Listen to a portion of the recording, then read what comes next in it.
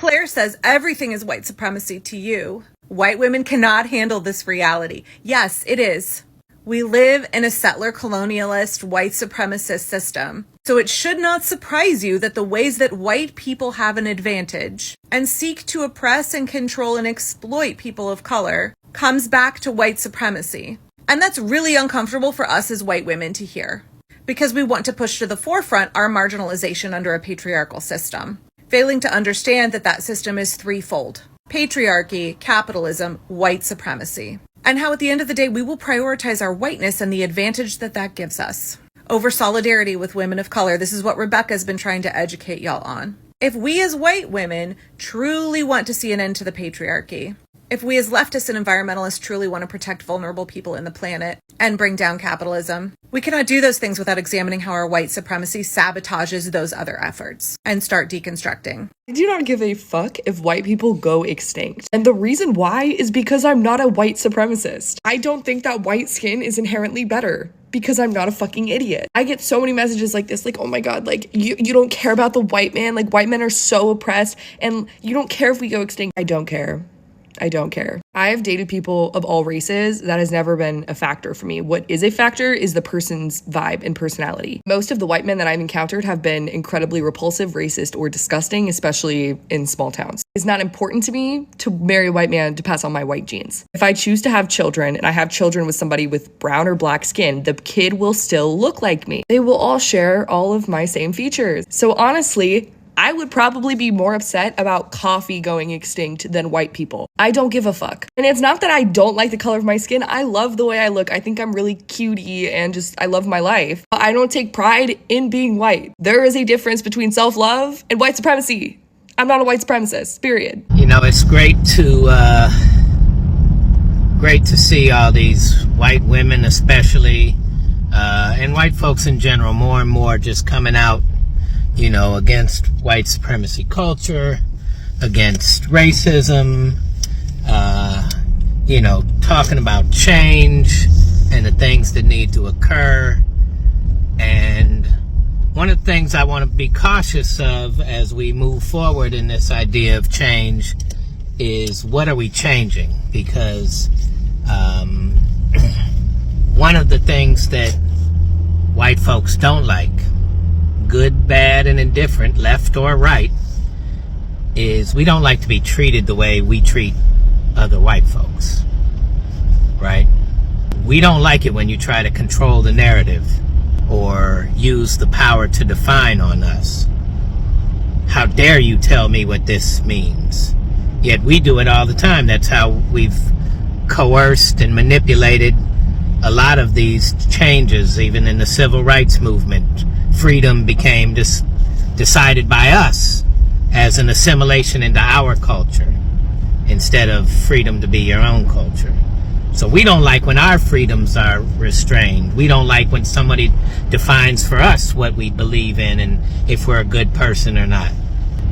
We can't be the ones leading the way in this until we learn another cultural approach.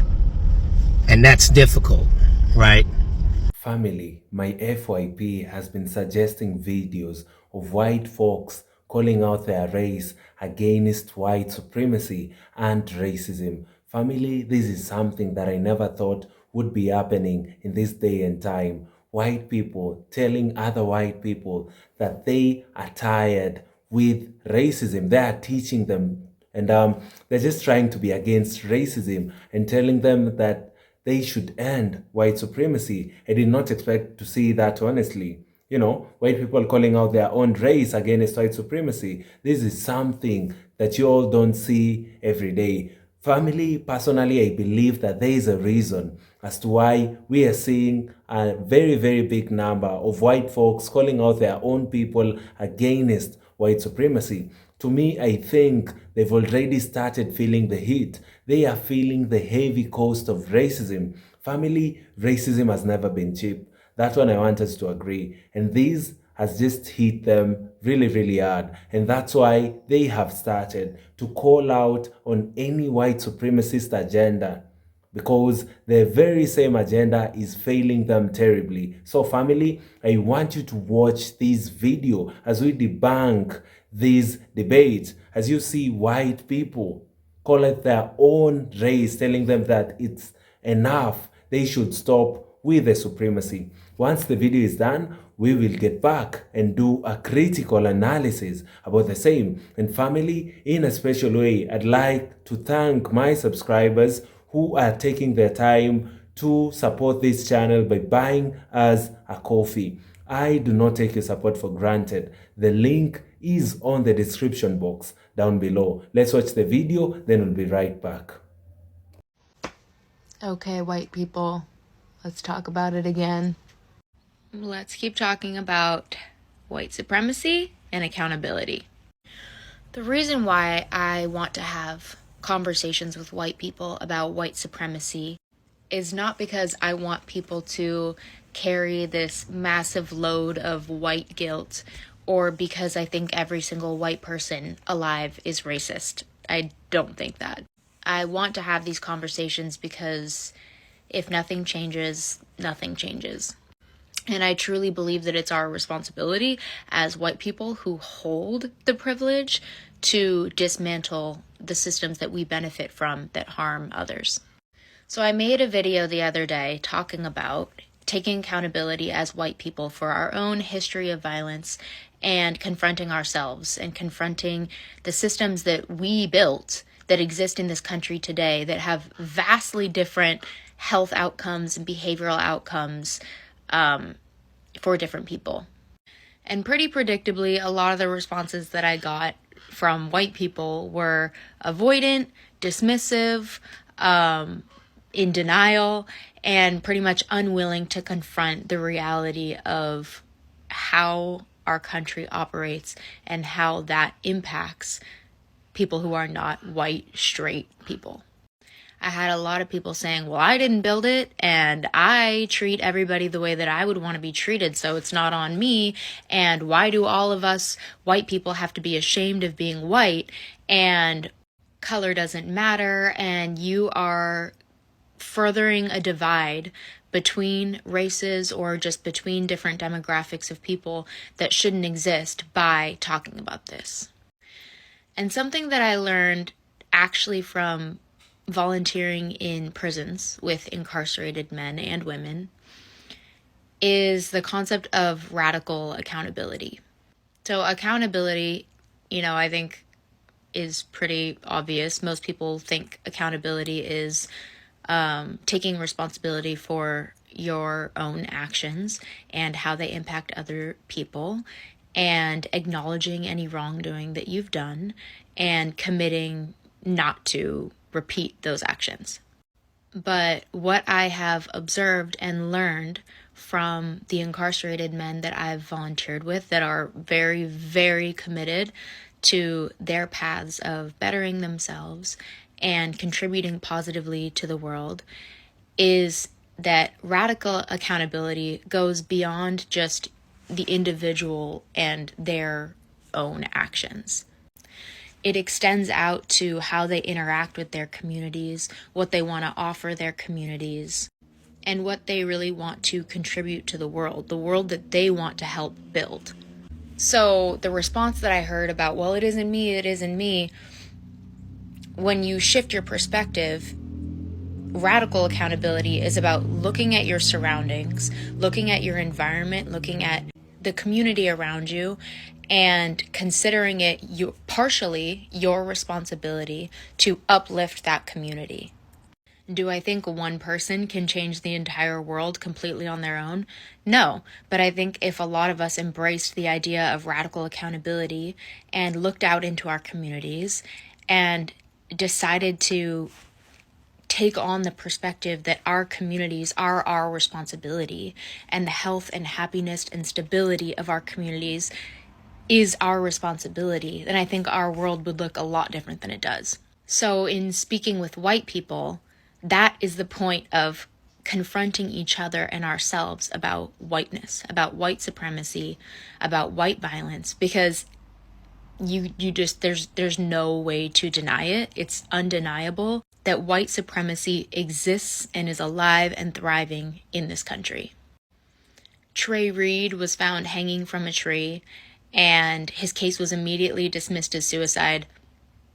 Second autopsy, and we're hearing a very different story, which is completely unsurprising. ICE agents walking around, shoving people to the floor, separating families, brutalizing people, brown people, vast majority of the time, without repercussions, without consequences, without even having to show their faces or their names. So, white people, when we think about the culture of white supremacy, white violence, and the history of that and how it persists today, culturally, the fact that you just exist as a white person means that you are contributing to the culture of whiteness somehow. Just like every single person on planet Earth contributes to the culture that exists in their communities.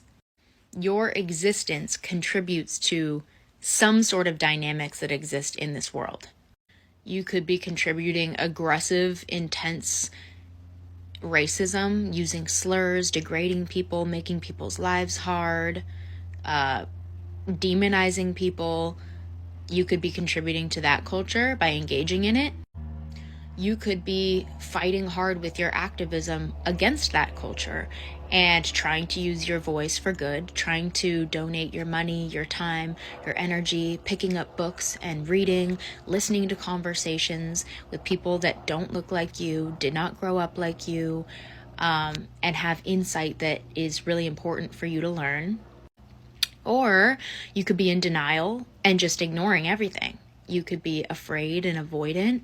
You could live your life without going anywhere near this subject matter because that's more comfortable and that's easier.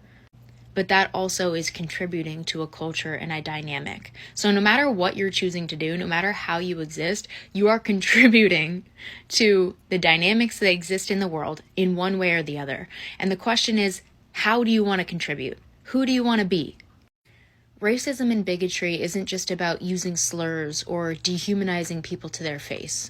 It's about the systems that exist in this country that make some people's lives better and that benefit some people, but harm others.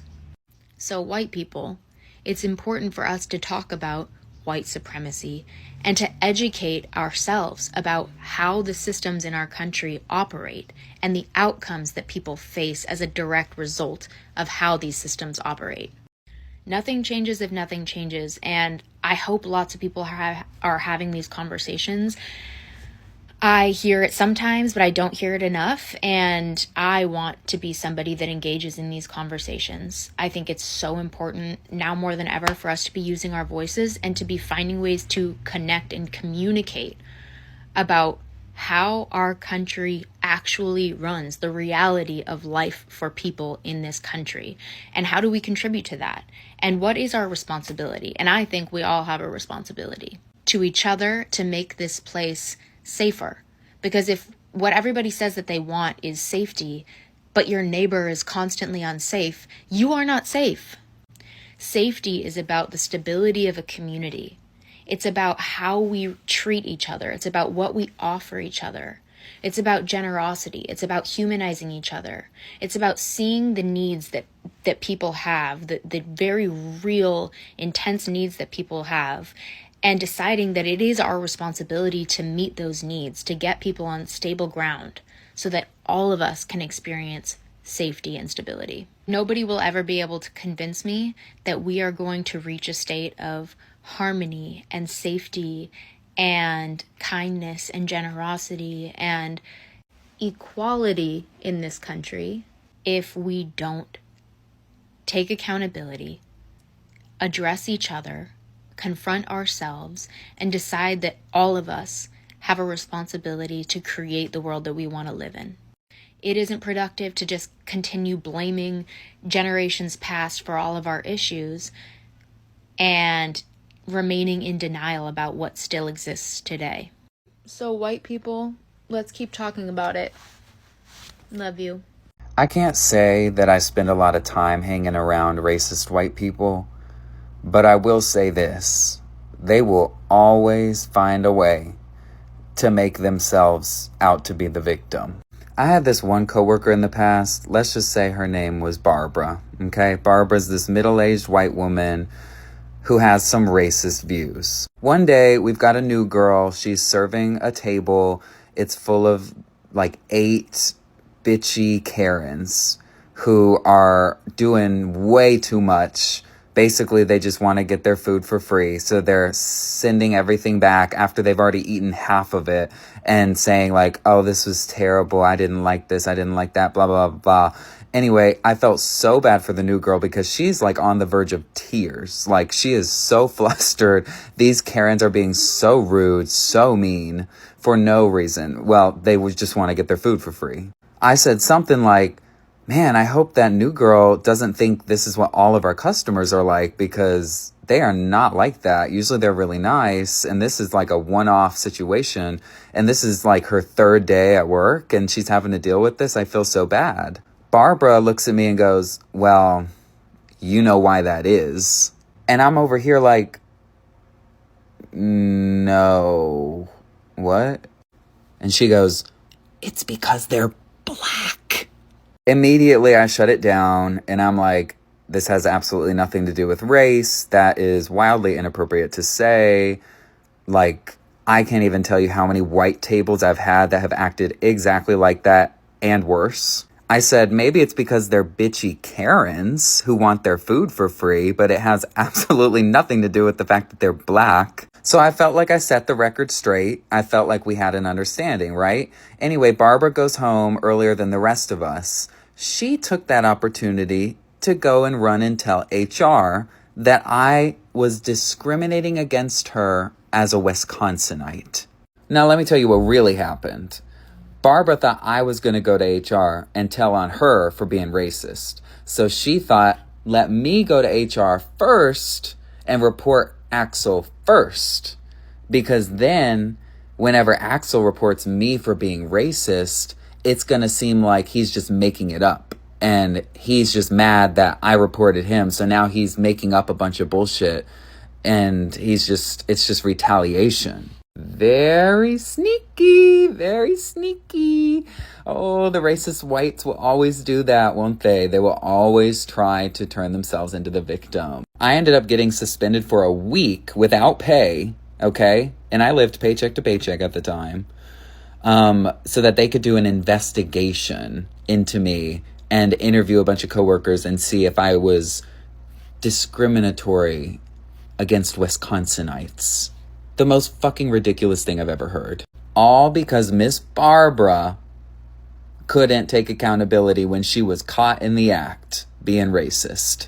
Don't worry, I ended up getting her back. She ended up quitting because she was like super embarrassed by the end of all of this. So anyway, we got her back. I'm not going to go into all of that, but we got her back and she learned her lesson, okay? I ended up really like laying into her. But anyway, just to my point, I was thinking about that today, and I was like, man, the lengths that these racist white people will go to rationalize and excuse their racism, to justify their racism, and to avoid taking accountability whenever they get caught in the act.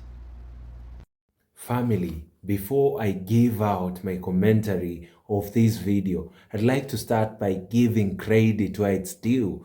Family, it's very, very rare for you to see white people call out their own race against white supremacy, something that many a times benefits them. When I see groups of white people take their time to teach their people to stop with racism, to stop supremacist ideologies, I just would want, to give them credit and say that is the way, that's how people can live, and just associate well with all races. Because family, the one who constructed racism and color was the biggest problem, not only in America, but all over the world. White supremacist ideologies have made America to be what it is today. Family, I'm talking about slavery. I'm talking about the Jim Crow, redlining, mass incarceration. These are all, agendas of the white supremacists. Seeing white folks call out the same behavior just makes me very, very happy, because most of the time they've benefited from it more than it has actually affected them. Because when you look at the days of slavery, supremacy made white folks enjoy, having people work on their farms, having people work on their plantations, having people who are working in their homes without being paid. That is how they benefited from slavery. America was built in the backs of black people, the heavy works of black folks, while white people were enjoying. That is some of the advantages they got in the days. But family, right now, as time is moving, we have started to seeing these very same white supremacist ideologies affecting them. Because right now, their racism is eating them up. Racism is becoming expensive each and every day. Right now, all Americans are struggling to make ends meet. It doesn't matter if you're white or black. It doesn't matter if you supported white supremacist ideologies or not. As white people right now are being affected terribly by the very same thing they've always supported. Family, look at the time when Donald Trump was voted in again as the President of the United States of America 10 months ago. Family, look at the impact it has brought in America today. White folks are regretting, they're actually regretting so much for voting Donald Trump. They're seeing the heaviness. And family, in the same spirit, we are now seeing them trying to teach their people and tell them no to white supremacist ideologies, no to racism, because they are noticing that these very same things that initially affected black people have already started affecting them. And family, the way this thing is going, it will affect them terribly. Because family, right now, when you look at the agendas Donald Trump is pushing in America, most of them are fascist. Most of them are agendas, of a dictator. And family, this is something that people months ago, I'd say 11 months ago, were actually choosing to vote because they knew that if whiteness stood, in the power in America, that would mean that they will continue enjoying the privileges that white folks have been enjoying since the very foundation of America. And that is where most of these white folks are going wrong. Choosing racism, choosing fascist leaders, choosing supremacy. And that is what, in this video, most of them are against. Calling out their people and telling them, you know what? Enough is enough. This thing is eating us up too. It's time that we surrender. It's time that we show love to our black brothers and sisters, black and brown people, marginalized groups. It's time for them to show love. It's time for them to accept that they've been following a wrong path. The white supremacist ideologies are not helping them in any way. Look at the leadership of Donald Trump right now. Look at him trying, to even get hold of the media. He wants the media to be stayed on, saying that nobody can criticize him. We saw them trying to go against the First Amendment, saying that nobody, should criticize the government, that nobody should utter hate speeches, something that is protected by the First Amendment of America. Family, we are seeing a lot of decline. Because of these very, very same white supremacist ideologies, we are seeing America struggle because of choosing wrong leaders in the name of whiteness. Family, white people are calling out racism and white supremacy, and this is actually very, very powerful. They are finally realizing how expensive, racism can be and how it is in turn affecting them. Seeing them call out their own is refreshing and, of course, overdue. Family, this is something that was overdue long time ago. It was a matter of time. It was just a matter of time for white people to come out and say enough is enough. For white people to see what they've been pushing against other races in America and minority groups. Family, just imagine how difficult black people have been the nature of black people living in America. Racism, you know, um, social injustices. Look at the police justice system. Look at how everything has always been against the black folk. Family, this is something that the white man has never felt. But family, you notice that the very same things they were perpetuating in black communities in America is now eating them up. They are now seeing how expensive racism is. They are now seeing how supremacy is one thing that is very unbearable because they have to go deeper into their pockets. Imagine if they did not have supremacist ideologies in their heads. Healthcare would be cheaper. There would be universal healthcare in America today. But what was in their head in the time was ensuring that black people could not benefit from the universal healthcare. Family, look at the education system. Look at college fees. They really, really tried to spike the fees up to ensure that black people could not afford to get knowledge and wisdom from schools. But family, right now, it's affecting everyone. People are opening up their eyes and seeing that they've been doing the wrong things over the years. And now they are saying enough is enough. They are telling their people, let us stop with this supremacy. Let us stop with the whiteness. Let us stop with anything that does not keep the interests of other groups in America. Because family, things are going to be tough and tough as people try and cling, in supremacy and racism. The time has gone, and right now everybody is feeling the intensity of the same. Family, what do you think? Give me your thought. Are we seeing a real shift in white America? Do you think the shift we're seeing right now is real, or this is just another trend, that will fade and go away? Let me know in the comment section down below what you think about the same. Kindly like this video so that it can be recommended to other YouTube users, and I'd be very, very grateful. Lastly, I'd highly appreciate if you all took your time to subscribe to the channel. We are currently on the road to 50,000 subscribers. Fam, we just hit 31,000 subs, and I do not take your support for granted. The goal of the channel has always been talk about black stories, black empowerment, and ensure that we tell our stories the black way. Thank you so much, and see you all in our next episode. Goodbye for now.